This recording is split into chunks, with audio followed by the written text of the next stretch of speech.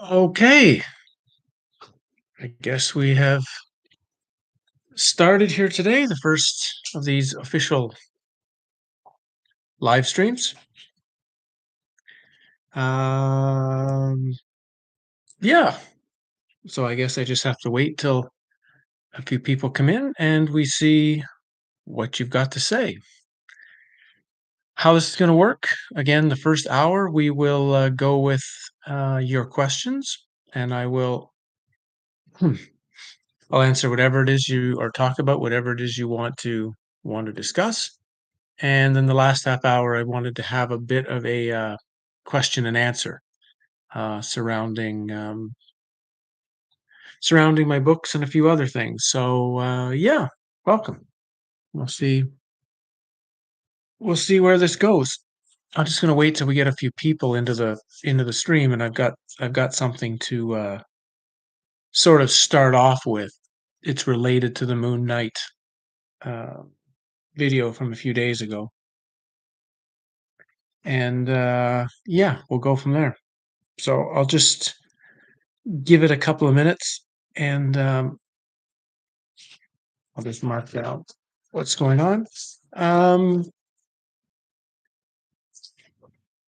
in case you're wondering, it's been another planting day here. We've had like another really nice day on the farm, and it's going to get a bit cooler now for the week. So uh, I wanted to go with getting my planting done. I'm keeping track, by the way, of questions that are coming. So I did get the one from Tom about Loosh. We can go into that concept in a minute.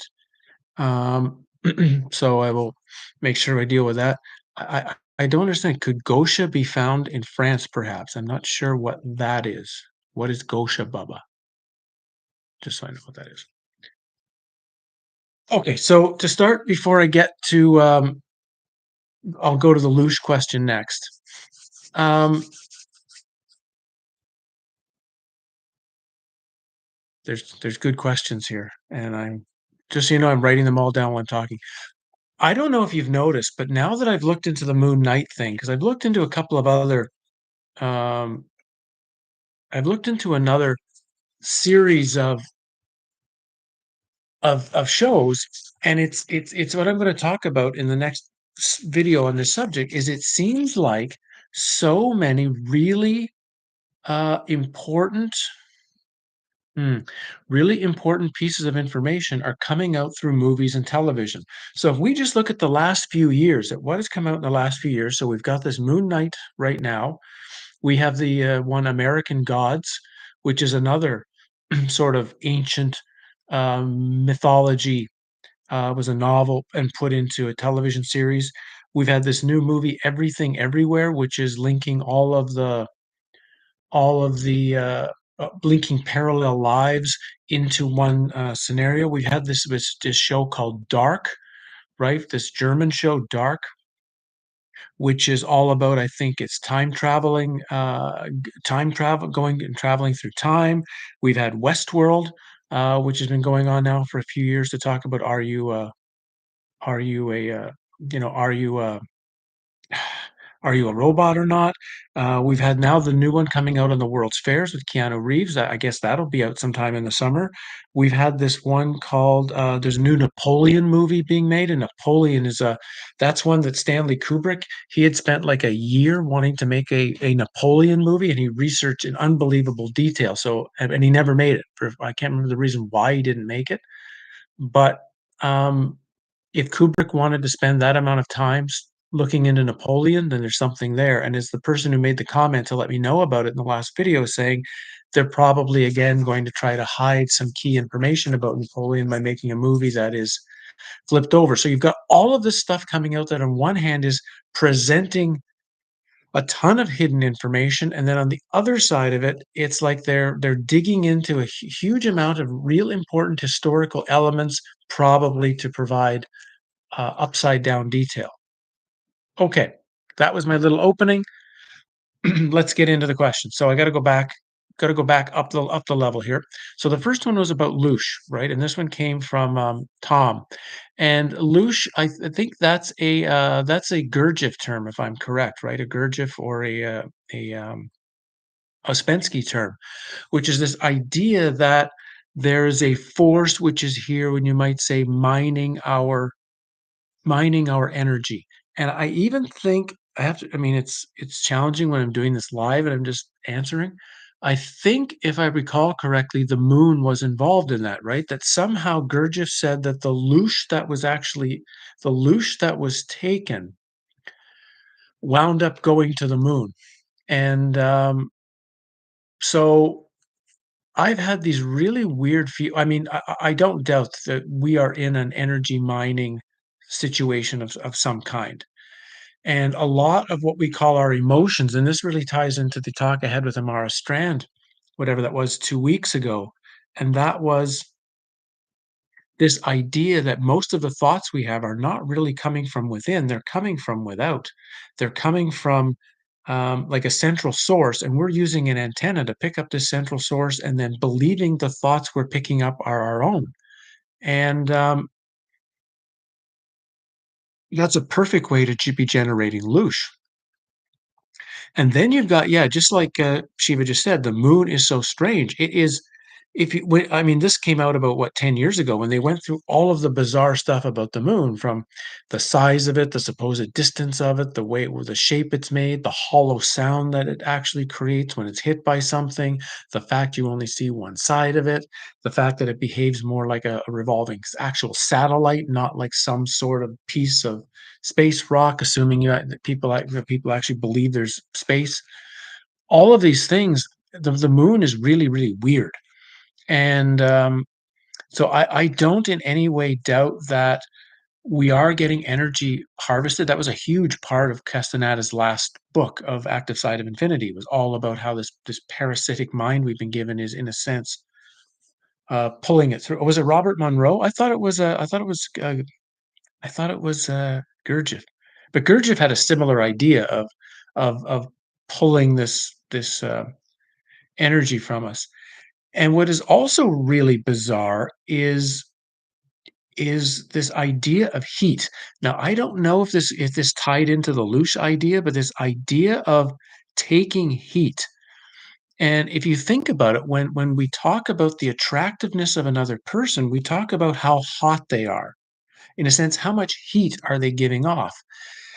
And bizarrely, there is this idea that, the ones who are the most attractive in this world tend to get the most energy stolen from them because more people are having thoughts about them, and so they're pulling this heat energy, automatically. It has nothing to do with all this illusion, all the other energy stealing. This is like another layer that's in the dream, and that actually the more the more hot a person is, the more they've actually got to have extra shielding on them, because every time people are thinking about them, they're pulling energy from them. So I don't know if that answered your questions about Lush or not, but that was what came to mind when I was first started thinking about it.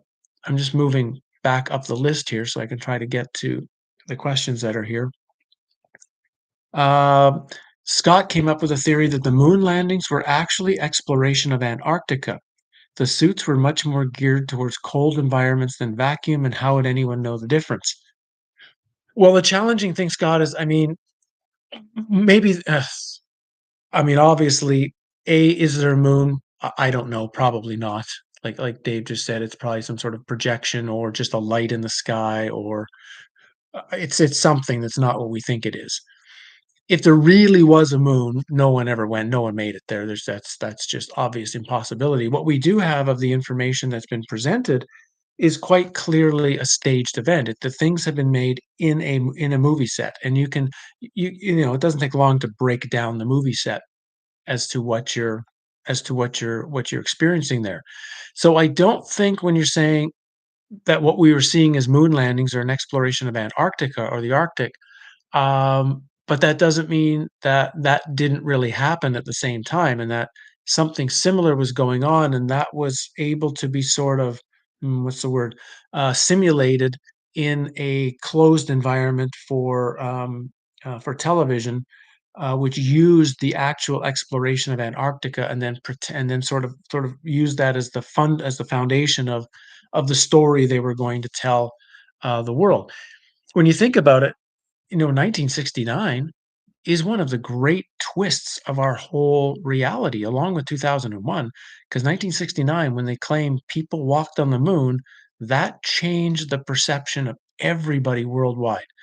98% of the world's population believed it, and that changed reality in one of the biggest ways, uh, probably I was born in '69, so I can say in my lifetime, even though, I didn't experience it, but in my lifetime, that's probably the biggest changing event until now. Now is what's been going on now for the last 2 years is as big as the moon landings.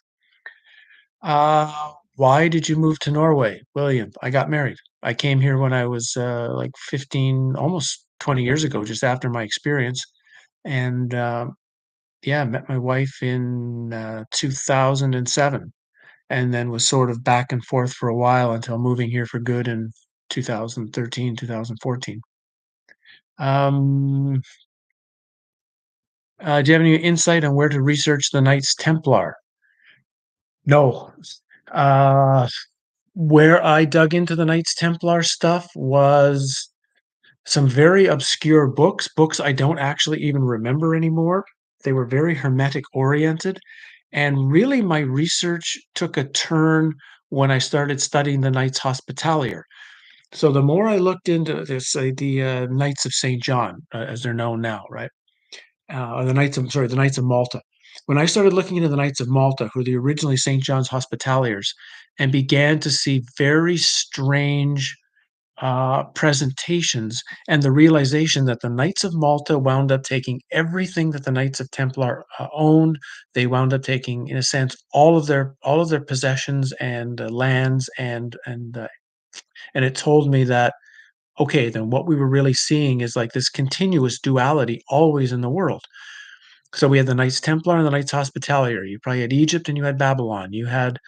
Um, you had a very what was I just gonna say? You had this duality of oh, it just slipped my mind. There was gonna be a really good point I was gonna make of the duality. In 1947, you had the Dead Sea Scrolls and the Nag Hammadi fragments come out at the exact same time. The coincidental odds of that happening in the exact same year that they, in a sense, are not necessarily found, but presented in the same year is too beyond coincidence. And it's obviously telling you there's a dual nature there. One side has to be black, one side has to be white, right? They can't both be the same thing and the same presentation. Everything about this realm is always working on a dual nature, and one thing doesn't come without the other. And I think it's true to our world today. The insanity's coming, and at the same time, doorways are opening to truth and actual true sanity. So you can't have one without the other. It's just the what did I call them? The influencers who are running this realm are spending a lot of time to get everyone focused and distracted on one thing rather than focused on another area. Oh yeah, Forever Night. Those are some of the weirdest shows I did a lot of TV shows and movies when I was in Toronto, and, although I do remember we were fed really, really well. A lot of TV shows at the time, you didn't get really good food, but Forever Night actually gave you really, really the meals were excellent, actually, that I remember when I did Forever Night. Um, Concepts of non-player characters.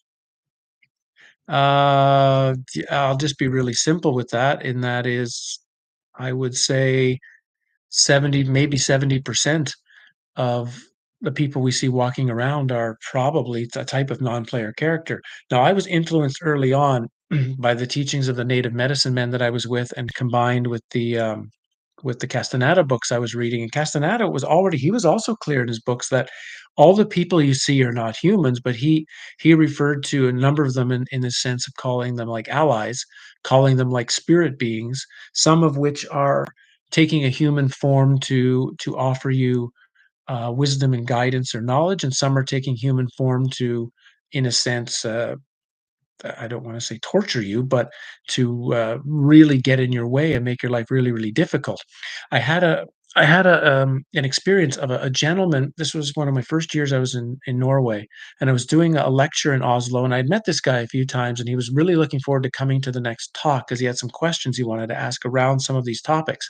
And he was driving down a fairly busy road where the driving was about 70 kilometers an hour. So not like a small city street. Like anyway, there was a guy running out from the side of the street all of a sudden trying to get at his car and punch his car. And he was running at an unbelievable speed because he was kind of keeping up with his car and the traffic, which he said it was impossible at the speeds they were driving, but he was like running and trying to punch the car, punch in his window to try to get him. And eventually he was able to drive away. And I told him, well, there's a perfect example. That was not a human person. That was not a human. That was an ally. And or that was a spirit being. And in fact, I called it a personal ally, that this ally was either trying to negatively stop him from coming to the talk and having the discussion we were going to have, which I remember turned out to be a very good discussion, or it was an ally trying to give him some piece of knowledge or some piece of information. Um, so, but I'd say 70% now are probably not real at all. Good books for going within, than the usual bookstore. Yeah, there's only one I need to recommend to you, Guitar Girl, and to everyone else. It's free. It's on the internet. It's free. I'll look it up here so I can put it on for you. But it's by a guy named John Kent, and it's actually not a book. It's a thesis that he did, or a PhD thesis, I believe.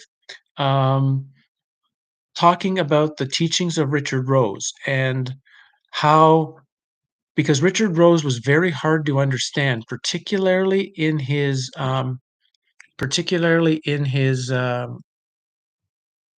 way of writing. He was not very easy. And John Kent, and here's the link. I'll put it up here now. It's called the actual title of it is called "The Path to Reality Through the Self." If there was only one thing I had to take with me to a deserted island for the standpoint of continuing my inner search, it would be that. There is not that it covers everything, but it almost kinda does. It includes even covering, male-female relationships, it involves parasitic entities, it involves, the control of the mind, it involves breaking through into the void, it involves going in through to the experience of death, going within, seeing yourself, uh, questioning mental thoughts. I can't recommend anything better than that book. Okay, I'm just trying to catch up here.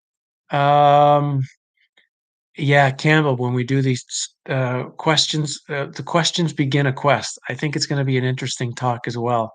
Actually, Campbell and I we were thinking of putting together a book of our talks, and we'll discuss it the next time. We're having a challenging time getting enough time to actually put in to get the books of our talks made. It's been a slow challenge. Um, not going to the light after you die. This is from FE Lex. And I know I'm behind. I know people are probably commenting right now, but I'm a bit behind because I'm trying to catch up with everyone here. Um, I came to that conclusion a long time ago that this whole idea of going to the light is somehow a trick. Now, I remember one of the women I've done some talks with. Oh, I can't remember her name, but she had a near death experience as well. What was her name? Younger girl with a channel, it'll come to mind. But she talked about during her death experience, she originally had the light and she fought all she could to turn away from it, and she felt she wound up in a darkness or like a void or a dark tunnel, and she kept moving through the dark tunnel, and at the end of it, there was a tiny point of light. And she started moving towards this tiny point of light, and she felt that this light was very different than the initial vast sort of all-consuming light that she saw at the beginning of her death experience. So I think there's also a trick involved. I think there is maybe a light that we are needed to be attracted to, but there's the first one is I'm going to assume is a false light. I'm also trying to make sure that I keep my consciousness as clear as possible, hopefully, when I make the death transition, because I don't wanna be fooled by dead grandma, a dead friend, dead whoever, trying to tell me, "Come with them," and me having some sort of emotional attachment, like, what if Joan shows up in my immediate after my death state and says to come with me? There could be still an emotional residue to wanna go with her, um, to make up for certain things in my own during the course of this life, and I wanna stay very clear. I'm gonna stay away from the light. I'm gonna stay away from anyone trying to pull me along, and I'm going to, if possible, say, "I'm here for answers. I'm done with whatever I've done with there. I'm done with that insanity, and I wanna know this, and this, and I'm not going anywhere until I get these answers." I think if we can hold that, and I know a guy named Douglas Harding. He talked a lot about, if you're going to meditate properly, your meditation should be a preparation for death. The only reason you want to have an empty mind is so you want to experience what it's like to be dead before you're dead, so that when it actually happens, you're prepared for it. So that you want to, in these meditative states, to hold on to this emptiness, and then, yeah, put your intention in there, because of course you're not gonna probably not gonna have thoughts when you're in the after death state, I would assume, but you can hold on to a feeling, I think, or a core movement, and I want an answer to this, and if you can hold it, then you might actually get that before the next part of the transition begins. Some Mandela effects have flipped back to the original. For example, Houston, we had a problem. Um, so you mean there's a Mandela effect that changed and has changed back? No, I haven't noticed that, but okay. Um, a talk with Matt. Uh, I had mentioned it a long time ago, but as far as I know, Matt doesn't like to have any conversations with anybody else at any time. I had tried to get him on a couple of interviews that I'd done, where I thought he would also be really good to be interviewed by these same people, and he wasn't interested in it. So I think he wants to do his own thing, and I've kind of just allowed to and I just allow him to do his thing. Um, there are continents beyond Antarctica, codename Mars and the Moon. Yeah, I wouldn't doubt that. That idea that God lives, whatever, that weird channel, the guy who talks about Crater Earth, how there's all these different little Earth-like worlds that are all the craters we see reflected onto the moon. Uh, I don't doubt that that could have some sort of truth to it, actually. Although he kind of spins off into a bit of weird land sometimes when he makes his videos, but the overall concept is probably somewhere close to true. And I wouldn't doubt, if you could get past the Antarctic wall and keep moving and not be, shot or blown up or whatever, and could make it sort of across the plane, yeah, you're probably in another. I would assume you're in another similar Earth. Maybe when we think about parallel realities, the parallel realities are literally in our same space. There's literally a million different Earth craters with a million different simulations going on. And yeah, you could. I mean, of course, you wouldn't have to physically walk from one to the other. You could just, in a sense, mentally travel, astral travel from one to another. But I can't do that yet. Okay, where are we getting to here? And if I miss something, by all means, I'm not necessarily editing anything or choosing what to see. I'm kinda just, trying to pick up what I can pick up as I zip down here, and, it's easy enough for me to actually miss a few things as we go. So don't be offended if you have a question and I just missed it. You can ask it again, and I can try to, you know, get to it. So I'm okay, so I just finished that one. Uh, yeah, and 47, the Roswell distraction. That little video I did about 1947. That's just, it's such a bizarre year, right? With the whole Operation High Jump, with with Roswell, with the Dead Sea Scrolls coming out, the Nagamati tablets, the Jackie Robinson playing baseball, and if we just go on and on in detail, it's just a really weird year.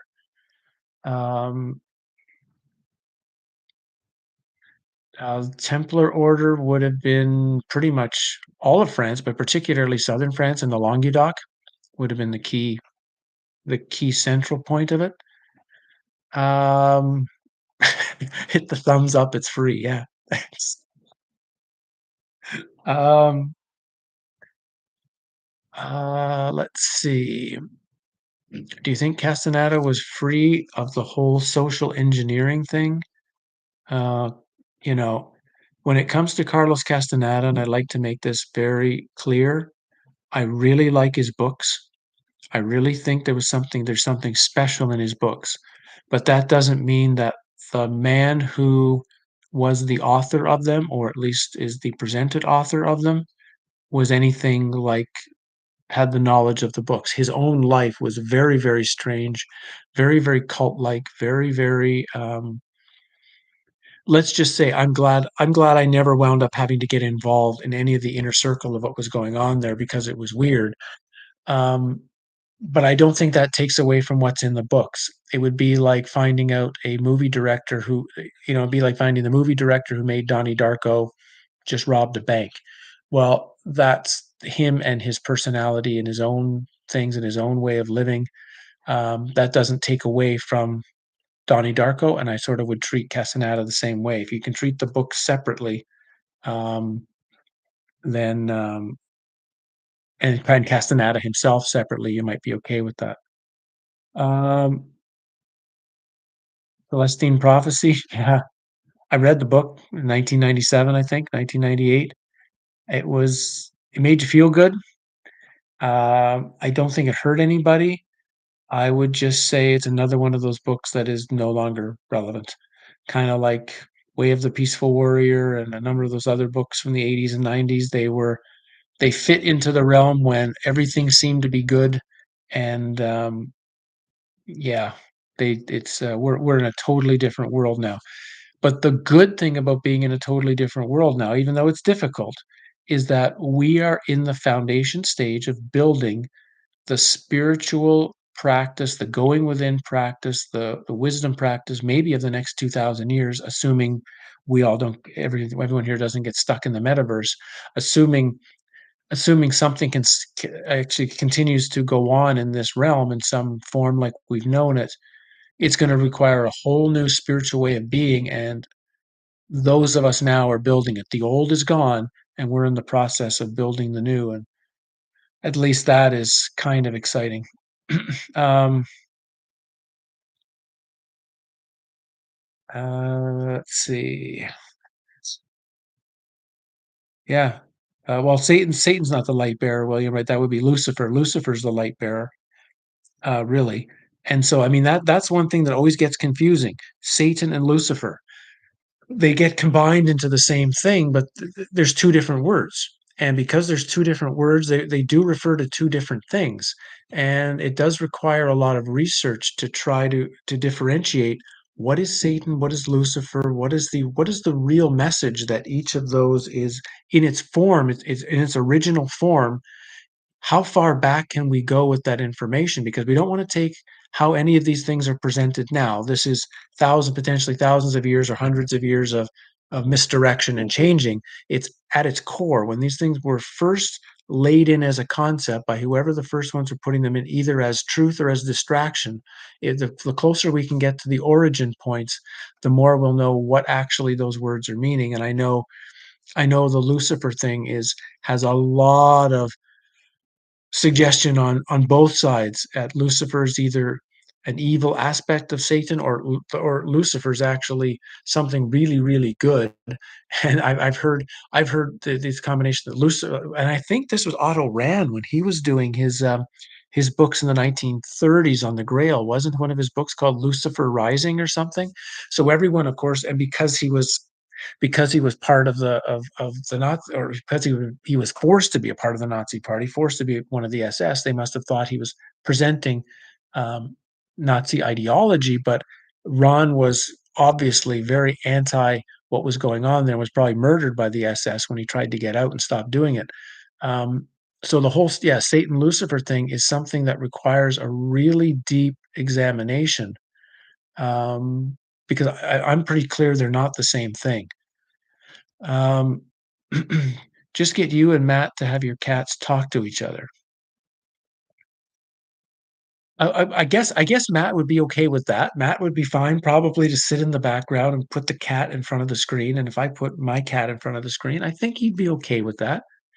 Um, I just get the sense that, he likes to feel free to say whatever he wants to say, and that if I'm not saying a different opinion, but if you maybe are move the conversation on a track he doesn't wanna go, that he'll feel a bit, he won't feel a bit, clear on that. I don't know exactly what it is, but like I say, I respect his decision, and I respect what he wants to do and how he wants to present things, and so, but yeah, if he ever changes his mind and wants to have a discussion, I would be more than thrilled to talk with him. I'm sure it would be quite the time, actually.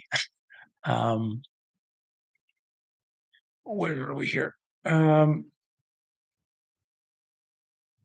I'm still so far I'm so far behind. The first time I've ever done this, and I'm thanks all for being here. We've got so many of you, and me just trying to keep track. It's almost like I need a personal secretary just to go through and deal with the questions and sort of hand me a note that they're on the other page reading the questions, and oh, this is what I do. Oh yeah, India, 1947. Yeah, right. India becoming a nation. Um, yeah, Colombia is definitely ISIS. The Statue of Liberty is definitely ISIS. Um, we're all how old is that concept in North America? Pretty old, and because when you examine how Colombia is presented and particularly depicted in the artwork, it's very very similar to how particularly the Romans presented ISIS. So and of course, probably the same thing. Um, so our history is just a mess. Um, Nathaniel Palmer? Nope, never heard of Nathaniel Palmer. Um, yeah, I just got an email from Bart Kimberly, and he's asked me what we want to do next. I was actually thinking maybe it's time Bart and I have like a private like 1 day session, and we bring 20 or 30 people. Uh, to have a 1 day talk and then go back and do some open talks again where we have a chance to talk with the people directly where we're not doing it like like a screen. We do it more like the Zoom thing, and we can actually have discussions with people about where you're at. So I'm thinking about that as a possibility. um okay, so Rickard, you checked all the Swedish newspapers and you found nothing about the Carrington event before 1990. So that's really interesting that I'm getting that number, that date too, 1990, as kind of a number of people have sort of mentioned that they can sort of find things after 1990, even obscurely, but it's like so far, I'm not sure anybody has shown me anything before that, and for sure, if somebody has, it's definitely not before 1970. Certainly not before. There's been nothing before the moon landing. Uh, have I read the book Holographic Universe? Yes, I have it in my house. Holographic Universe on some levels is really, really good.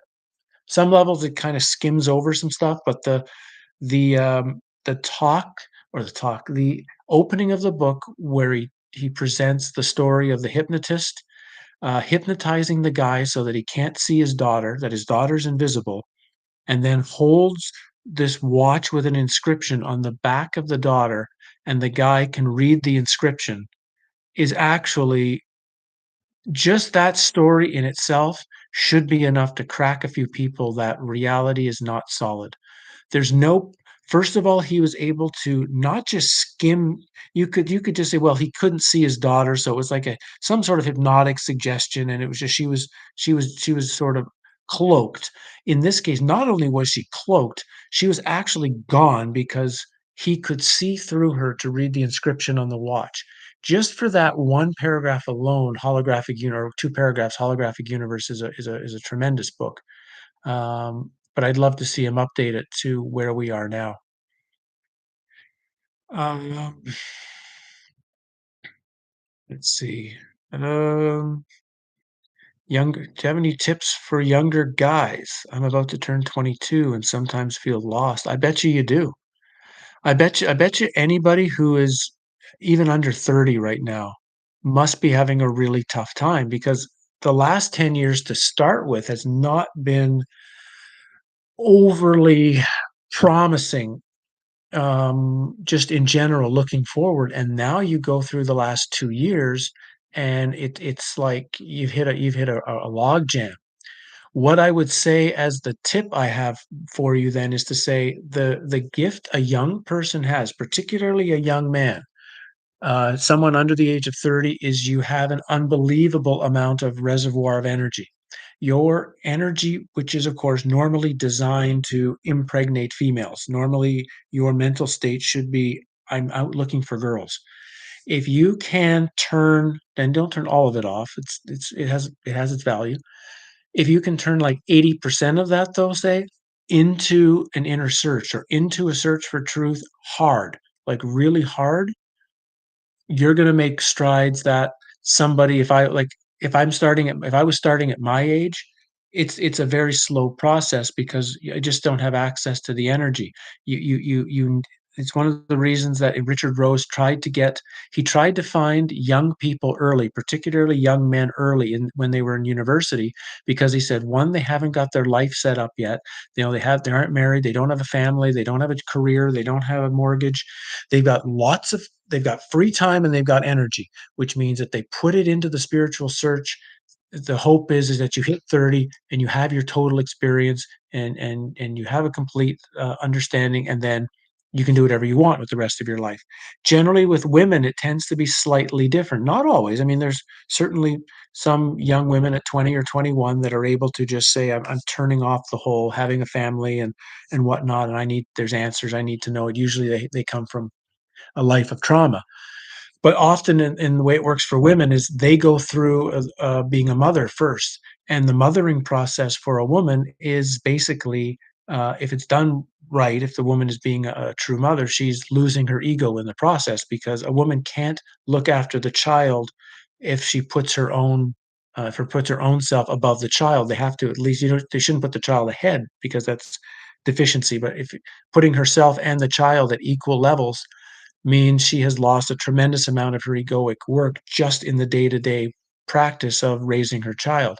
So often for a woman, moving into deep stages of awakening or deep stages of total knowing happens after they've done the child rearing and the child is left home, gone off to do their own thing, and now the woman has had this ego breakdown, through that process and is now open and is very open to what can happen and can move very quickly. With men, it's generally the opposite. They've got to Men seem to have to do this when they're young and crack the nut early. Not that it can't happen when somebody's 60 years old, but generally, if it happens to somebody later in life, they put a lot of work in over their life. It's not like they just started at 58 and it happened at 60. Um, okay, the book Under the Sphinx. I will mark it down and look at it. Thanks. Yeah, Who Built the Moon? I've looked into that book. Yeah. And someone Robert Anton Wilson, yeah, I've looked into Robert Anton Wilson. I can't remember, he had a famous book, but I don't remember what it is off the top of my head now. Um, yeah, but yeah, I've looked into that as well. Let's see. Well, again, the whole Satan Lucifer thing really needs to be examined. I haven't studied it enough to say one way or another what is or what isn't, but I think it's worthy of discovery. Uh, you wrote about star forts. Yeah, star forts. Simple answer. They're claimed to be defensive foundations that if you build with uh, almost like arrow-like angles, that if you get you'll have more rows of cannons to fire out the side of the that an attack is coming on your fortress. But when you look at the star forts from far up, and especially if you look at a city like the Italian city of Palmanova, which is most of these cities and towns were complete star forts. It's not like just one; the whole town or village was a star fort. And when you look at them from a higher above, they're a cymatic. They're various cymatic wave patterns or snowflakes, which are also like a cymatic wave pattern of frequency. So the star fort itself, when it's operating, would be generating a cymatic frequency. And there used to be like a tower or something directly in the center of the star fort. Most of those are all gone. But this centralized tower or maybe a small cathedral was like also an extra energy battery for the whole thing. And then recall that they're always surrounded by water. The star fort does not exist generally without water. So it's like this giant, this energetic structure, and there's these bizarre stories of star fortresses that were never captured, like that one in northern Canada, Fort St. John, or oh, where is that one? There's one in northern Manitoba anyway, a star fort that should have easily been captured. That I can't remember if it was a British. I think it's a British star fort. The French should have been able to capture this thing easily, and so obviously it's creating a certain cymatic wave pattern. Probably the star fort is designed for the defense of electromagnetic attacks. The whole Jericho trumpet idea that the star fort type things were built to deal with sound frequency attack. That's my short opinion on it. Have you considered wisdom gained from psychedelic journeys? I stayed away from them completely. I did one by accident, actually, when I was about 24 years old. I didn't know I had ingested a substance, so I'm glad I've had the experience, so I know what it's like at least. I know when read other people's experiences, I know what they're talking about, but I knew right away I had no interest in doing it again. I didn't like the loss of control, and that was one of the reasons I reached out to, the various medicine people and anyone who had the ability to shift realities or go into other worlds without the use of any psychedelic substance whatsoever, but to do it through sound, music, drumming, um, gazing practice, meditation practice, whatever. So I prefer I prefer to do everything and recommend everything to do it without it because I think you wanna have the control over it, the ability to stop it whenever you wanna stop it, but everyone makes their own decision, but that's mine. Um, um, yeah, the whole light bearer thing requires a giant examination for sure. Yeah, Satan, it means adversary, right. It has this which of course, in actuality, if we'll talk about this briefly, but of course, the word Satan comes directly from ancient Egypt and Set. There's a Set being the great adversary of Horus. Jesus, in a sense, is Horus, right? The virgin birth of Isis, and Set is the brother of his father, Osiris, who killed Osiris, put him in a put chopped off his limbs, put it to 70, chopped him into with 72 conspirators, put him in the box, and took control of Egypt. So Horus became the adversary to battle Set in order to avenge his father Osiris and return him back to the divine throne. um, so the story, of course, the Christian story and the Egyptian story are almost identical. So when you begin to see it as that, as being as an adversary, and you have to remember, Horus doesn't actually defeat Set. He doesn't kill Set. He doesn't destroy Set. What happens is Horus eventually learns how to fight him correctly with the help of Tehute Thoth Hermetic wisdom, and turns Set from an adversary into that which is beneficial to him. And in fact, on the boat of Ra, it is Set who is actually the first person on the boat of Ra acting as the guide. But this is not Set still in his adversarial form. This is the tamed version of Set. You might say the parasitic mind has been overturned, controlled. You don't need to throw the mind away. What you need to do is have complete control of it, so the mind, in a sense, does your bidding, that it's not controlling the deeper aspects of yourself. So once Horus stops fighting Set, and once Horus finds a way to neutralize and bring Set into the fold within, that's what that changes that. um, let's see. Going through here as best I can is Mithras. Um, I'm not sure that it's Mithras, um, because it's so similar to the various depictions of Columbia, and of course, very similar to the statue of the Golden Lady at the Columbian Exposition. So I would be comfortable still saying it's Isis. Um, are we in? This is a really good question from Everything is Upside Down. Are we in the short period of Satan's rule after the 1,000-year rule of Christ? I sort of tried to um, not focus too much on biblical prophecy and biblical because it's so hard to prove or disprove, and so I tried not to. I tried to stay away from it generally. However, once I was watching, and I think I got it first on Conspiracy or Us. He was the first one that I saw, and he did a really good presentation of it. The fact that his presentation was that this 1,000-year rule of Christ that the Christians are waiting for already happened, that Christ's return, he took the name of Saint Michael. So everywhere where you see Saint Michael fighting the dragon, that entire story is the last 1,000 years, where his defeat of Satan slash um, the dragon, or in this case, the taming of it, because it's also the way it's depicted in so many of the statues. Saint Michael tames the dragon. He's not necessarily killing it. He's taming it. He's controlling it. He's pinning it down. And that somewhere, I guess, in the last 150 years, that 1,000-year rule ended, and now we're in this rule of Satan. Uh, I can't say yes or no for sure, but it's a theory that after I'd watched it a few times, I had to say, you know what?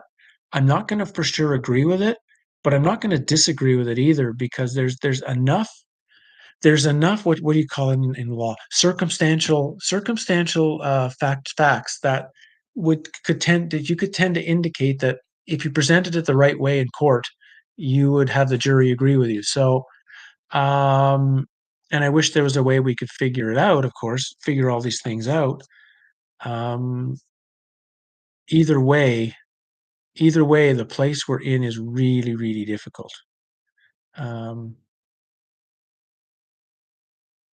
okay, so Ken suggests that the Statue of Liberty is Nephthys. Hmm. Because Nephthys is the partner of Set.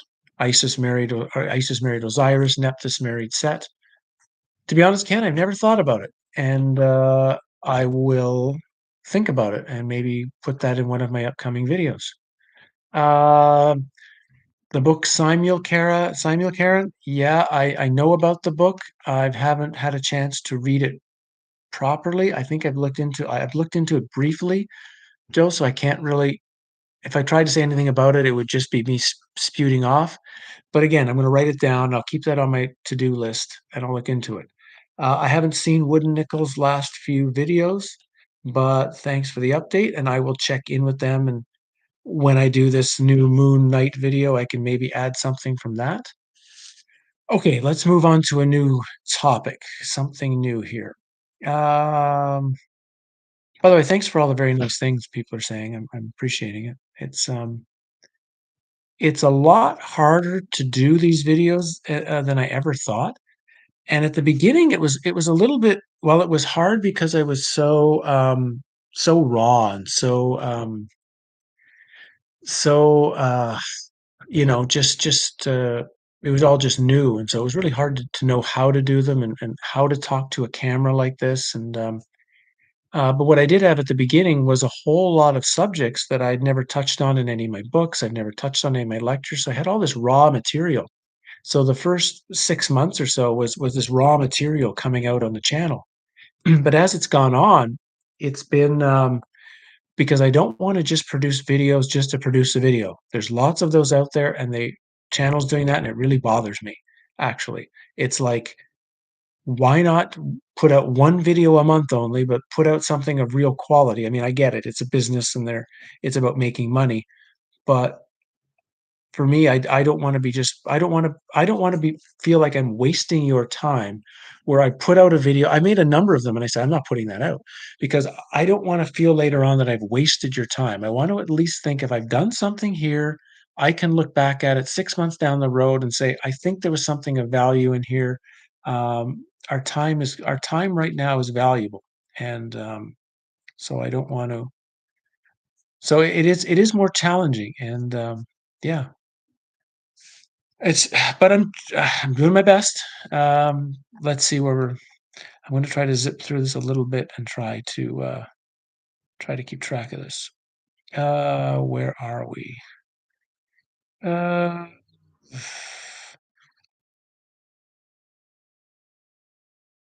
where I may have to go to the current and work backwards from there. Um, we got stuff in the multiverse. That's gonna be difficult to go into. Mandela effects. I'm working backwards now, just so you know. Um, uh one of the challenges when we're talking about, like, for example, all these things we're discussing, these ideas we're discussing, and it doesn't matter whether it's the Statue of Liberty, Isis, Saint Michael, Horus. I mean, the point is that I don't know. We can't know for sure, and nobody else knows. This is the real important part. Nobody actually knows. You have to really take this in. It's one of the things that everybody wants to do. They want to hook onto a belief, particularly a belief that they like, a belief that fits with something that makes them feel good or important or something, as opposed to I'm I'm hooking onto a theory and I know it's a theory, I know it's a belief. This is where I'm at today. I'm presenting it and I'm going to share it with you, but I know that tomorrow I might throw the whole thing in the garbage because because especially when it comes to history, you can't know. And we have to I just want to remind you, keep that in mind. Yes, Saint Michael and Saint George are also metaphors of mastering sexual energies. Yeah, that is a part of the whole teaching. I don't doubt that. Anatoly Fomenko, things I like about it, lots of things I don't like. He has some really strange ideas um, about particularly ancient history, and it's quite obvious he's never been to any of the sites that he talks about. So, yeah, I like that he's trying to overturn history and he's trying to show that it's not true, but I don't agree with a lot of what he says. Let's see. Anything on the IJ dating? Not much more, just that it's, the date of I-520 or J-520 is obviously, and I don't know, I mean, maybe that is that tells you that this 1,000-year rule of Christ did happen, and, and, and they were dating it.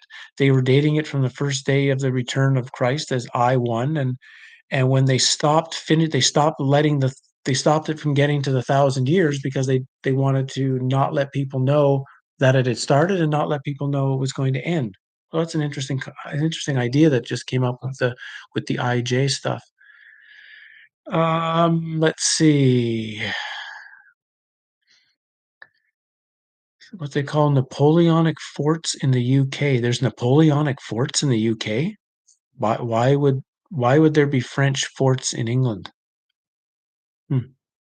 I guess you mean Napoleonic era forts in England.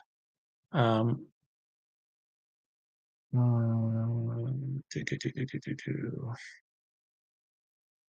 let's see. Concept of NPCs kind of went into that. Um, let's see. What do you mean by going within? Um, if I if I say what that means exactly, simply, going within is taking yourself to the deepest aspect of your of the true observer. So normally we are dealing with thoughts and emotions and feelings, and you say, "Oh, I feel this or I feel that." Well, then start asking yourself first, well, who is the I that feels? Who is the I that sees the thought? Who is the I? Because then the thing when you say, I'm having this feeling, well, then the feeling can't be you because you've just said, I am having it. So I and the feeling are different. So the things we are normally classifying ourselves can't be us. So we are something else. But if you continue to work with this process, eventually you'll be able to also observe the I that's observing the thoughts and the feelings. So the very thing that then you start thinking, well, I am the thing that has or can see the thoughts and the feelings. Now I can see the thing that sees the thoughts and the feelings, and you keep drifting this way, going within deeper and deeper and deeper into an observer type mode, first observing external reality, then observing what you think is internal reality, and then going deeper. Really going within is not going within the body because that's still external.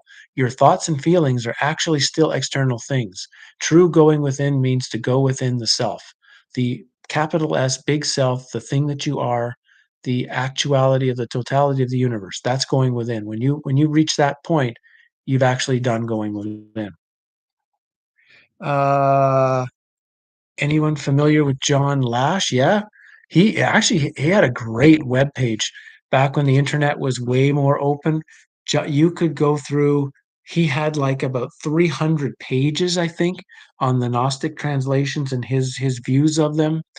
He was the one that really focused on the archon idea being this sort of demonic parasitic force that has taken over taken over the world. So he was the first one that was writing, presenting these Gnostic documents in a very different way. And I remember I still have maybe 40 or 50, 60 pages of that I had printed out way back when. I mean, of course, I wish they printed all of it out because that website is gone now. I think he has a couple of books, or no, he has a pay per view website now. I think there's a website that you have to pay, I think, quite a bit of money to get into. But I got into John Last's stuff, yeah, maybe 14, 15 years ago when the stuff was still totally free. What's the difference between the Gnostic Gospels? You mean between the Nag Hammadi and Dead Sea Scrolls, I'm assuming. Nag Hammadi fragments are, I would assume, because they were found, Nag Hammadi is very close to where the Temple of Hathor is. And so I don't doubt that near Dendera, and I wouldn't doubt that what became the Nag Hammadi fragments were probably very early Coptics who were taking what was left of the ancient Egyptian knowledge and rewriting it, putting it in this new form. The the Dead Sea Scrolls are kind of an Assyrian community, and John Last is very good at writing the difference between the two. If you can find John Last stuff, actually, I just mentioned him. He's really good in sort of saying that they were almost two rival organizations, and neither of them can really be defined as Christian groups because the early Gnostics were, even though they use the same terminology, are nothing like you would classify as the way modern Christianity is presented. And certainly the ones of the Dead Sea Scrolls are also nothing like that either. So, yeah. Where are we here? Uh, okay, we're getting close to the first hour. I'm just going to see if I take a couple of questions. And the Penn State swimmer looks like the Statue of Liberty. I didn't say that, but that's good. I've got some old encyclopedias for you from the 1930s. Okay, Les Luther, hold on to those encyclopedias and shoot me an email so that I know how to get a hold of you. And every once in a while, then, if we have a question on something like this, we can ask you to look into your 1930s encyclopedia, and you can provide all of us. I'll give your answer. You can help provide us what the answer is going to be for from what comes out of the encyclopedia. Yeah, John Lash still has stuff for free. I didn't know that. When I went, yeah, I guess that's true. He had like some stuff, and then there was like the paywall. I mean, it's been a long time since I've actually gone and looked at his actual new website. Um, but I do, yeah, I really liked his stuff, and I really liked his stuff that he presented on the Nymphium. He was one of because sexuality is also one of these great pieces that has been so destroyed, so so attacked in the last 100,000 years, whatever, that it's become a mode of pleasure. But the way he presents the act of sex in what in this idea of the bridal chamber is that it's actually, if you do it correctly, it's one of the ways that will protect you from the archon, will protect you from the parasite. If you do it incorrectly, it'll bring in the archon, it'll bring in the parasite. You know, that was also fascinating. It was similar. Mr. Park told us that too. The Zen monk that I lived with for a while, he was very clear. He told us this was 20 some years ago. Told us all don't have sex at all. Like don't have it, and of course, we were very upset because we were hoping for the, the spirituality that would tell us go with as much as you wanted. But he wasn't telling us because it was bad or it was evil. He told us that because he said it's because you don't know how to do it. You'll be doing it so incorrectly that you're opening doorways to negative energy and entity attachments. So once if you get to the point of enough knowledge where you actually understand what it is and you understand how to use it properly, then he said, yeah, go have as much as you want then because you know what you're doing. But until that time, don't. And so that links a bit when I remember when I was reading John Last's stuff on the Nymphium specifically, that reminded me so much of what Mr. Park was hinting at, this idea that there is a way to do this in a very ritual, not a ritual, in a very sacred type way. And if you do it in a certain sacred type way, you don't have to, and you wouldn't have to do it very often in the course of the year, but it could be enough to generate a particular protective energetic shell that protects you from anything.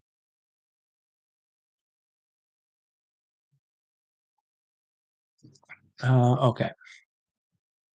Um,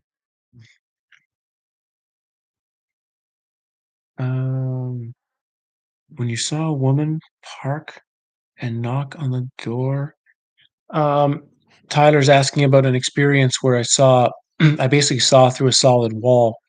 Um, I'm not sure what you mean by more about it. It was I mean, that was the experience. The experience was, um, my at the time, my girlfriend's sister parked outside and was coming to visit, and I could see her park, and I told Corey, "Yeah, Joni's coming to visit," and then she said, "How do you know that?" "Well, I can't see her. She's parking the car. She's walking up." Um, and Corey had to explain to me that's a wall. You can't act, and then, of course, there was a knock on the door, and it was Joni. And, and so for me at the time, the wall wasn't there, and it was only when she told me that it's actually that's a wall, I'm not looking outside. We were watching television or something, so I was kind of semi-focused on the television or whatever we were watching, and I wasn't it's not like I was just staring at the wall or something, I mean, I was distracted, but it's like the wall didn't exist.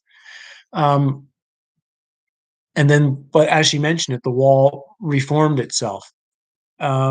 We didn't talk much about it in the course of the night. We had a brief conversation about it later, and I remember going to before I went to bed that night, kind of having a sit down meditation on the whole what had just happened. But that was at a time I was doing really, really intense practice, particularly practices designed to turn the mind off completely while outside in the world. So walking practice, gazing practice, um, a lot of this stuff, walking blindfolded, walking backwards, doing all sorts of things that were designed to completely shift my awareness and completely shift how my senses were operating.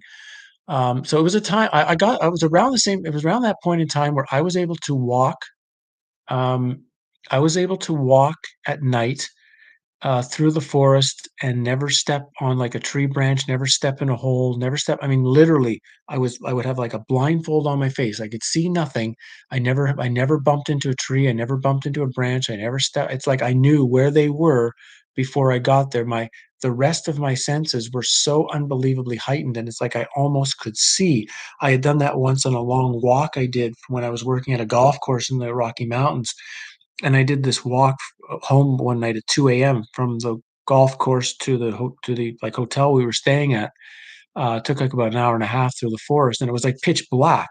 But for me, it was like there was like everything had like a glowing light to it. So it was very easy for me to follow. There's a pathway that you would walk during the day normally. It was easy to follow can follow the path, and I could see all sorts of, I'll call them spirit beings in the forest kind of watching me as I was going along, but I knew there was nothing to be afraid of.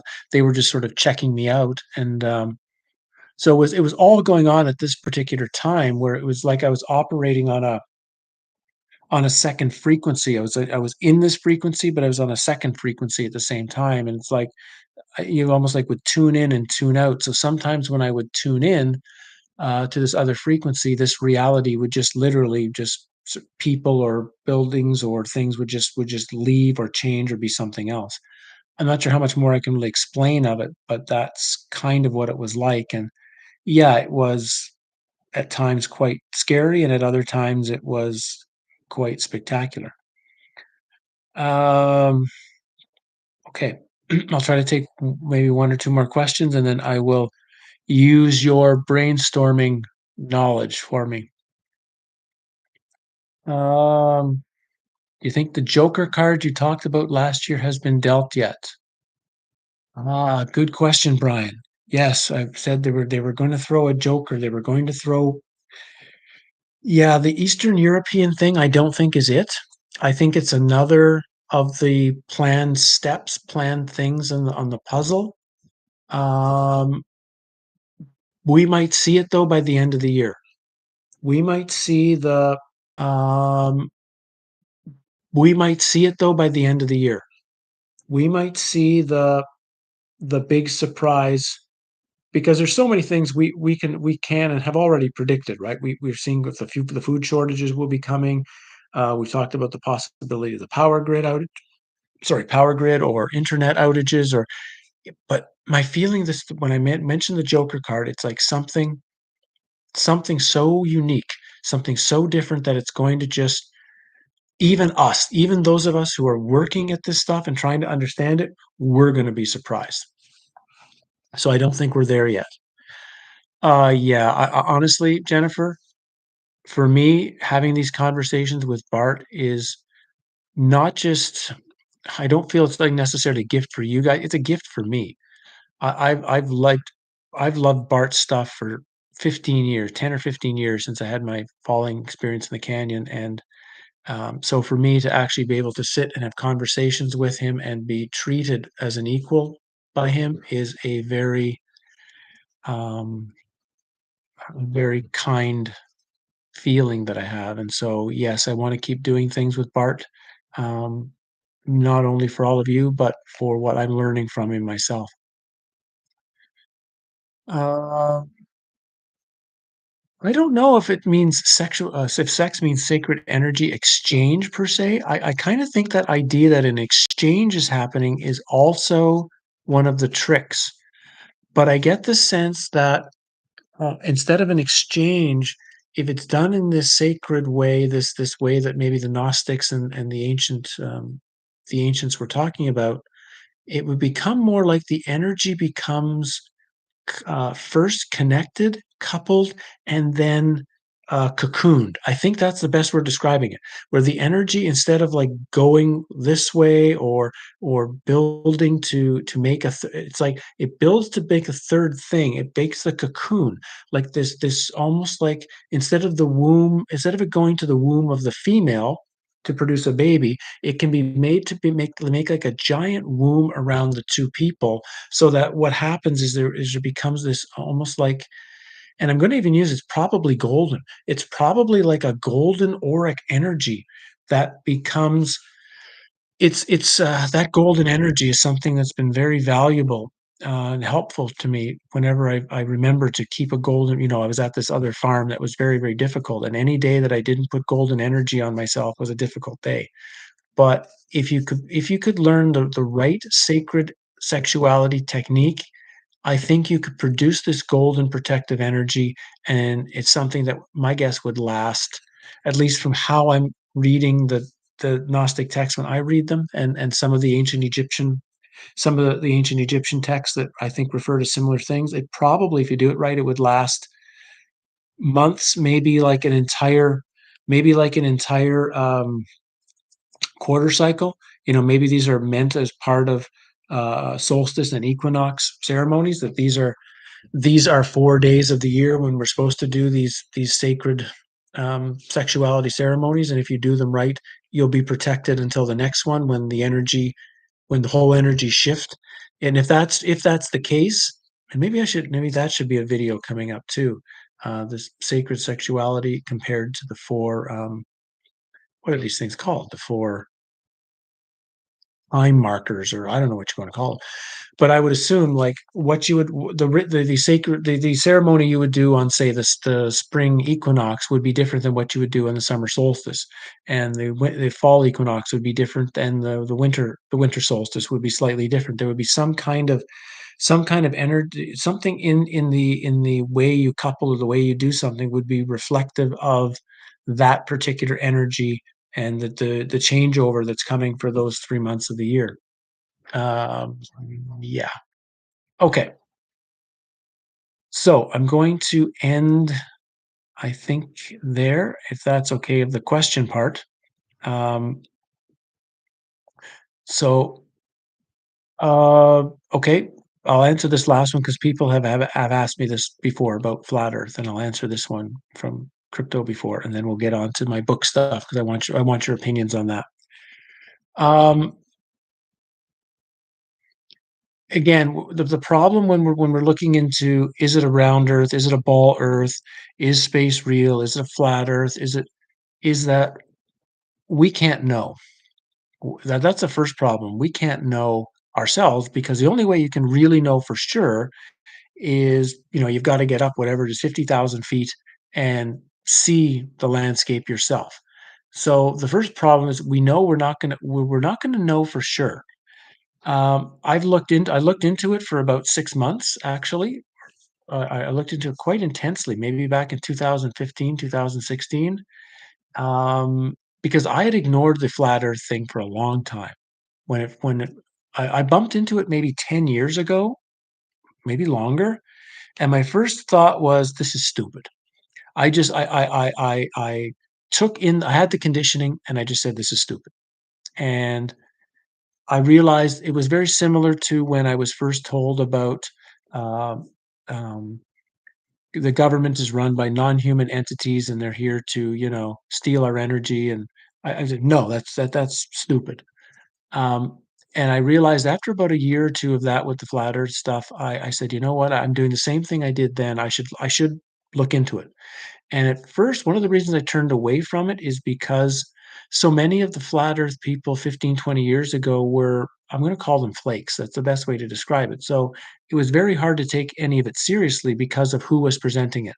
But about when I started going through it again 5 or 6, 7 years ago, whatever it was, there was a very different presentation going on where the people were quite clear and quite sane with their presentation, and what they presented was very plausible. So where I stand now is I believe in neither, because so far no side has proved me that it is that it I mean, it can't actually be proven. That's step 1. But we can say that the story that we are told is obviously false. The ball earth story is obviously false. What is true, I don't know. And on the secondary level, we have to remember all of this reality is an illusion. It's not actually real. So on a secondary level, it doesn't matter because it's just the way the simulation is presenting to us, it only relates to the simulation. So as soon as you want to step out of the simulation, you have to remember that it doesn't matter. You have to this table, the wall behind me, my glasses, um, every single piece of information I've ever said about ancient Egypt or history, everything else, it's all a lie. It's all a lie because this place is false. There is a true source of it all, but this itself, in comparison to the true source, is false. So all of these things have to kind of be weaved together. So, do I believe in a ball Earth anymore? No. Do I believe in the um, story of outer space? No. Would I be willing to actually, like, put $50,000 though and say the Earth is for sure flat, I wouldn't do that. But, I would at least say it's got that presentation certainly has a lot of good ideas behind it. I think there might be a third answer. Maybe it's not round, it's not flat, maybe it's something else. It's spherical or concave or convex, but I'll leave it to, there. As I was saying about Lavette, she has a different channel now. I think she's on somewhere else. If you go to Lavette's last video, it tells you where to go see her new stuff. Um, um, she's somewhere else, I think. Yeah, Archaics. Campbell is trying to get Jason onto a talk with me and him together in a week or so. So keep posted for that because we both Campbell and I really like what Jason is trying to say. We sometimes have trouble understanding it. It's like he's one of those minds that's 10 steps ahead of where he's talking. And like he's like so he's like he's like on a sort of a brilliance thing where he's touching so many topics and it's hard to have it bring it out clearly. So we're going to try to get him on partially just because we'd like to try to frame him a little bit so that he we're going to ask him when he to explain some of his things in a little more detail. So hopefully we can understand more of what Jason wants to say, and you guys can understand more of what he's trying to say because we both Campbell and I thought there's something really important here, but we're having trouble fully getting it. Um, yeah, I guess that's part of it. If you're studying the flat Earth, you at very least, maybe you can't prove that, but at least you get to prove it's another one of the major lies we've gone through, and I would agree with that. Okay, here is now my question. Now, this is now a question I'm throwing out for all of you. So I'd like you to kind of shift your minds for me and put on your your brainstorming hat. Um, And that is I'm now starting to work on 2 books. One book is going to be a book of the I'm not gonna do an entire book of just the, Rennes-le-Château story. That's gonna become about 4 chapters. I just didn't wanna go into tremendous detail on that. I wanted to make it simplistic, and I'm gonna add some other historical stuff. So, okay, that's one nice clear book. The second book, the one I need your help with, is going to be Plato's Cave, and um, it's going to be as much of a work for me as it's going to be a work for the people who read it. I know that when I decide to step into this book, I'm going to be going as deep into myself as possible, that there's no way I'm going to be able to share Plato's Cave with all my readers if I don't might say finish the job. So the book is going to be very challenging for me to write. I would like to write it as a novel. So, and I am not trained in novel writing.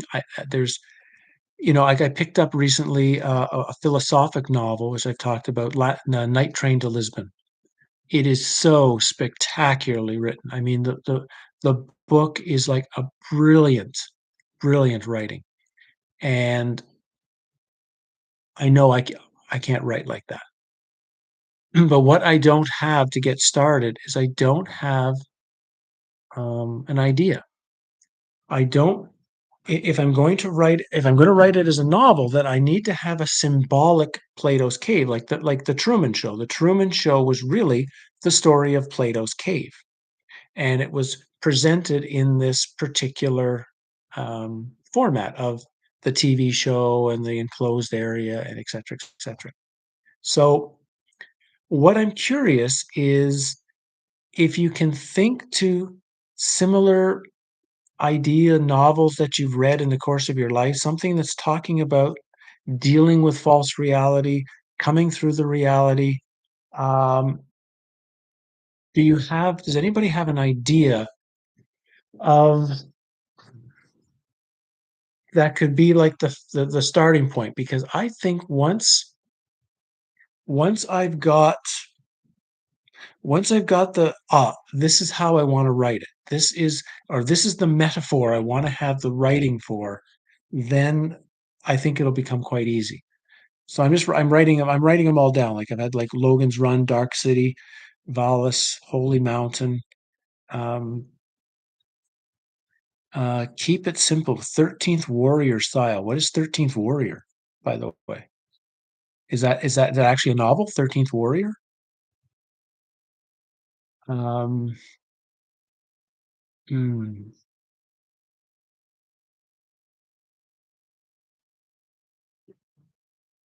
Yeah, see, the problem with making it historical, I think it then start confusing, be very confusing for the reader. And I want to, like someone just said, I want to have it really simplistic so that the story and the metaphor is easy to follow right from the beginning. And so it's this idea of it's the 13th Warriors and Antonio Banderas movie. Okay, 13th Warrior, Antonio Banderas. Um, yeah, 'cause I mean, I've had some ideas, but there's nothing that I've said is, yeah, this is the idea. This is the story. And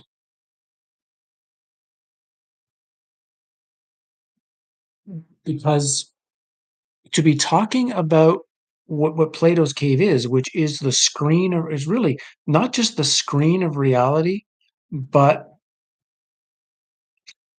it's how the screen is actually that it's a manufactured thing, that it's not just accidental. The screen of the cave of Plato is not just accidentally there. It's like it's being generated, right? There's the people in the back that are creating the fire and creating the moving the things in front to create the story. So um, it's trying to show not just that. Uh, Maybe the plot can, sorry, this is Victor. Maybe the plot can be not getting out of the cave, but the story of trying to get into the cave from the outside. A reverse that not even questions the cave, but that way of programming an outsider. Or you mean somebody from outside the cave who doesn't even know there is a Plato's cave is, in a sense, coming into it for the first time. Hmm, interesting. Um, I'm just writing all these down. Yeah, Moby Dick. Yeah, I would. I don't think I'm going to write the next Moby Dick, um, which is brilliant, by the way. If for whatever anybody likes or doesn't like about Jed McKenna's, whoever Jed McKenna is, and the weird books he wrote, that second book where he broke down Moby Dick, those parts of that book are brilliant to show to really show what Herman Melville was doing with that book. Like, yeah, I won't be writing. Well, again, I don't know who. I get the sense once I sit down and begin this project, um, okay, Crypto's got one. All the spiritual leaders of the past are brought together to figure out how to save humanity. Wouldn't that be interesting? Just as you bring this up, wouldn't that be interesting to if we present that all of these great spiritual teachers maybe aren't as perfect as they like to be presented, that they're going to have their flaws and their problems as well, and that not only are they bringing great wisdom and great knowledge, they're also bringing this very sort of human rawness in a sense with it. And something like that could be quite helpful actually for people to go through and whoever, whatever spiritual tradition they're still following, whether it be Buddhism, Christianity, Taoism, whatever, and see that there's not just a perfection there. There's a very human sort of element of you know, a challenged human. Um, yeah. Yeah, I liked the movie Inception, Susan. I thought I thought the movie could have been so much better. I followed the ideas of, Rob Agger. Rob Agger, he put out a thing on Inception saying that if instead the movie had been made like it started inside that, when they were the rich person that they were doing the Inception on, if they had started the movie right from there, that it began already with the Inception thing taking place, so you never even knew you were already in the inception phase of the movie, um, and you didn't notice that you were coming in or out of it till later, he thought it would have been an unbelievable movie to have just made this switch and to have started it with being in the inception from the beginning, not the beginning. Although I still think the real inception that was going on in that movie was the audience. I think the audience was being tricked because the key message of Inception is actually you should be testing reality. How do you know the reality you're living in now is true? And the end of Inception was designed to make sure everybody left the movie theater having no question about their own reality. So actually, I realized if the Inception took place, it was on the audience, it was on the people watching it. Okay, back to what you're saying. Um, first beat lyrics. So, well, I've got a giant list of what you've written down, of what you've shared with me here, and I'm going to sit with it for because I want to start in May. I want to begin the process of May, and in May, and yeah, I mean, I agree too, Cameron. It's the book has to discuss, like you're saying, things of a horrific order, the most virtuous model of morality and this evil. I mean, we have to if you, I want to write this novel as honestly as possible about what this reality is from the standpoint of how it's presented, and it means it's got to look at the horror as much as it looks at the beauty, and so yeah, it's going to be, I know it's going to be challenged, and yeah, so well, I'm hitting an hour and a half, and I can tell that my throat is starting to, even though I'm drinking a bit. um How did you find yourself in the cave of shadows in the first place? Snake, isn't that the question? That is the one thing I've said that's missing in the whole Plato's cave analogy, right? In Plato's cave, he starts it off with there's a bunch of prisoners chained to their seats, seeing images on the cave wall. But it's not. No one asks who are these prisoners? Where do the prisoners come from? What are they prisoners from? Why are they in this thing? Where did the cave come from? Was the cave manufactured? Is it always done? Is it the whole thing has never, it's like that whole first part that should be first key questions are ignored. And I would agree that's, if anything, in a Plato's cave analogy, that you have to answer those questions. It's like who or what is in the cave? What is the cave? How is it generated? How is it, you know, that's an actual that's an actual part that's really missing. Um, sorry, Shepherds of Arcadia. Is it possible the painting is superimposed over a map? Um, if anything, my guess is there's a second painting under it. That there's two paintings that you have to somehow, almost the same thing that happened to me in the Temple of Khonsu in Egypt. That if you get yourself in the right vibration, you'll see the second painting that's under it, and then your job is to superimpose the outer painting with the back painting, and you'll probably get something completely different. Um, um, well, yes, I mean, there's so many, like talking about getting clean from addiction, leaving Plato's cave. I mean, symbolically, there's so many symbolic movings of in and out of Plato's cave, but I'm taking it to mean that the entire simulation, not just sort of your own mental um, block, you might say, or your own mental challenge, or your own challenge of, I mean, literally to see that this is some type of simulation, non-real reality, and how is it that you're able? How is it, or is it possible to? Or I know it's possible. What are the steps to be able to reach that which is true and turn away from all that is false? And that's, I mean, false is everything. That's the problem. It's the good stuff as well as the evil stuff. And this is where it really catches people. People have an easy time, or begin to have an easy time, turning away from that which is evil, that which causes pain, that which causes suffering. It's very hard to turn away from the things that they love, from the things that are beautiful.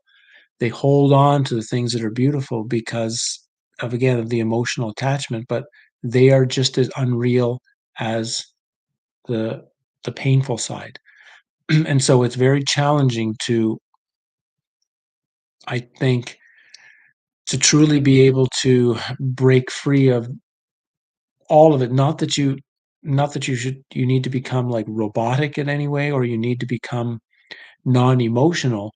It's just there will be a certain time where that has to be let go of in order to go to the next, to pass through the eye of the needle, right? If you're going to, you can't take anything through the eye of the needle, and you can't even take your beliefs or your hopes or your fears or your wishes or anything else. To go through the eye of the needle, you have to be extremely empty. So leaving the dream is in some way an emptying. But and yeah, I agree. Everyone is addicted to the world. That's a really good description. The external reality is an addiction, and in a sense, and and how, I guess, how we get past our own addictions in the world is in some way a clue then of how we get out of the addiction of reality. Um, I was an alcoholic for 12 years, 14 years, I guess. Um, and how I chose to stop. It was a combination of help from Mr. Park. Mr. Park was very, very fundamental in getting that ending, but it was also just a realization that um, that's not the life I wanted. And so I was lucky enough to be able to stop, like stop, just. But I think without Mr. Park's help, it would have been much more difficult to just stop like that. I can now, but it was very important for me to be able to have a drink whenever I wanted. So I have like one or two every year, partially as a proof to say that alcohol is not evil, and that I can have one and be in control. That I can have the one and stop. And so that was something that's been very important for me to know that if I want one, I can have it. And yeah, it's very, very, it's something that's makes me feel better about it. But yeah, it was, and until I understood why I was drinking, like, the alcohol for me is a substitute for this. Okay, now I understand, and I could then just focus on this whole idea of what I was substituting, etc. And that was my undoing for it. Sorry, there's a question about Mr. Park was the Korean monk. His name was Byung-Chul Park. I met him in 1998, I think, is when I first met him. He started doing cupping with me, and then I wound up training with him. No, I don't do any kind of anything whatsoever. Um, like I say, I had one experience accidentally 25 years ago, and I have no interest in doing any of it anymore. All of my reality shifting is done by you might say other internal practice, because I want the control. Um, Actually, I would say the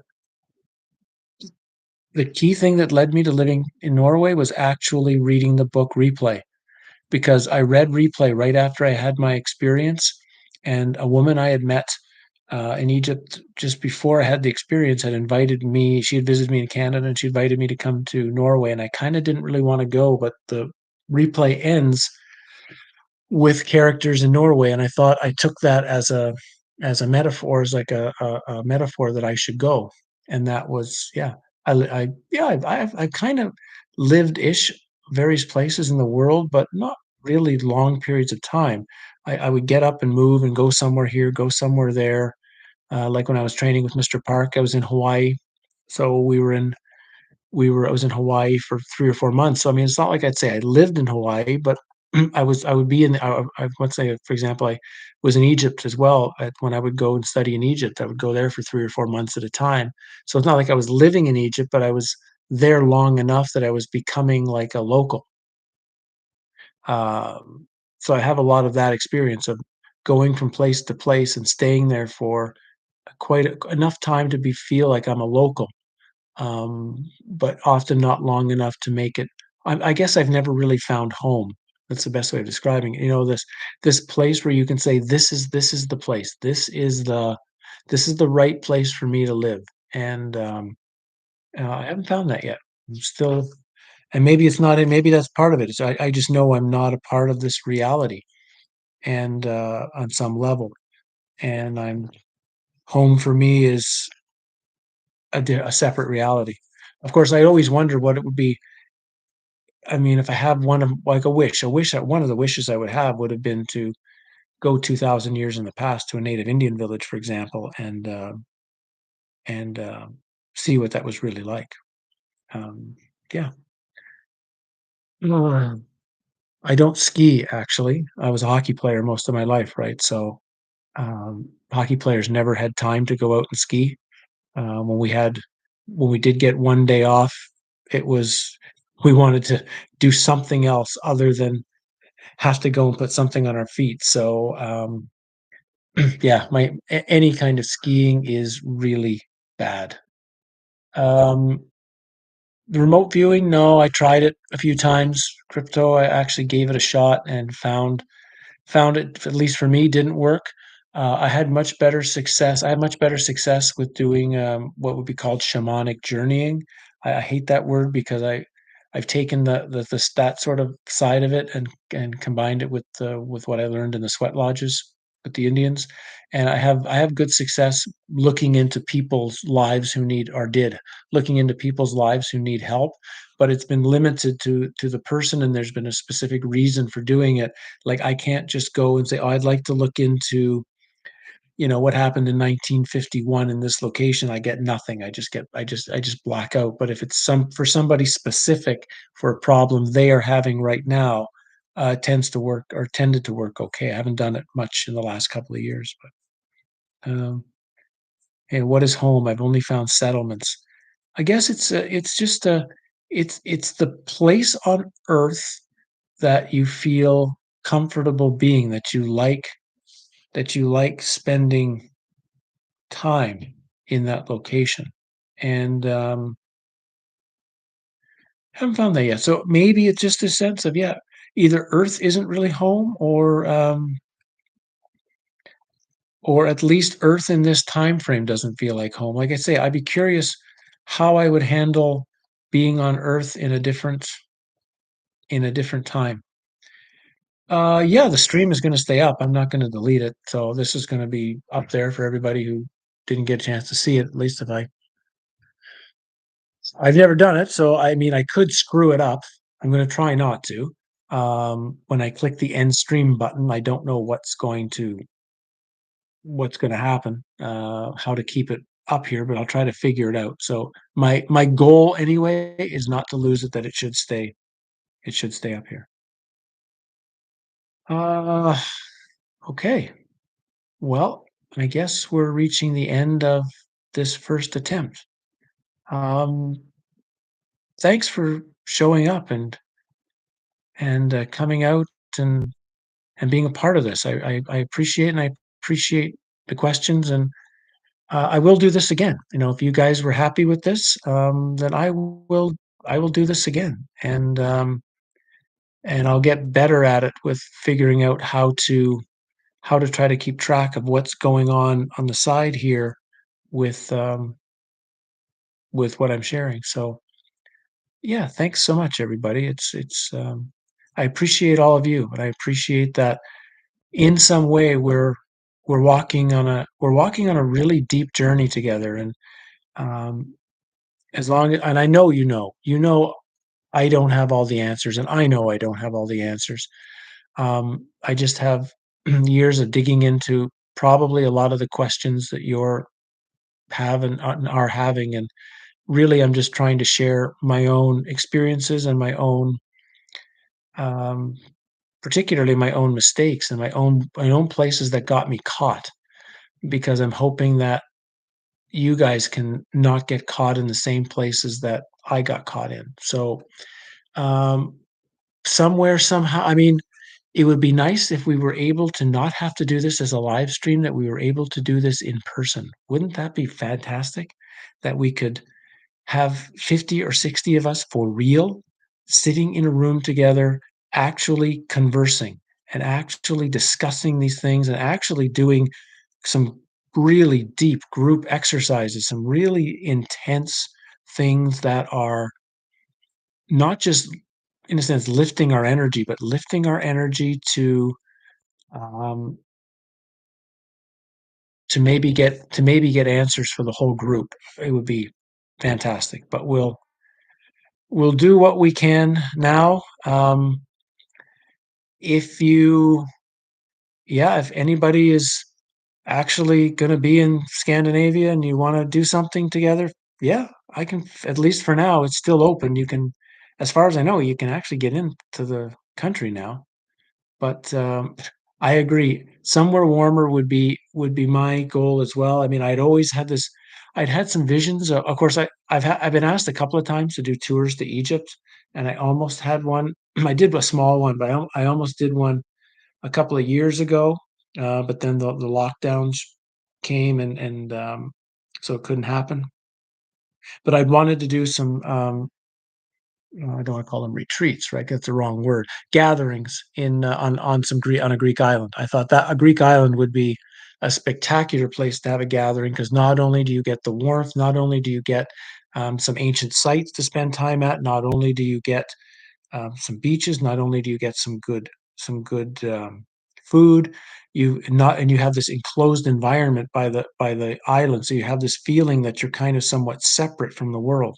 So anyway, thanks, everybody. I'm going to shut this down and go on from there. And yeah, there's lots of stone circles. Say guitar. It's that's one of the best things to see about this part of the world. I have taken a lot of people to the stone. I bet you I've taken 400 or 500 people to the stone circles now, and the majority of them have all had experiences there. So it would again, if our world ever turns into something non-insane, and we have the opportunity to really do something, I will put something together, and whether I'm going to where you guys are or you're coming to me, we'll make it happen. So we'll see you guys again, maybe in another month or so. We'll do this, maybe try to do this maybe at the end of next month, the end of May. By then, I'll have gone through a whole lot of stuff with Moon Knight, and maybe we'll have a ton of stuff to deal with then. And until then, guys, we'll see you. Thanks for joining. Cheers.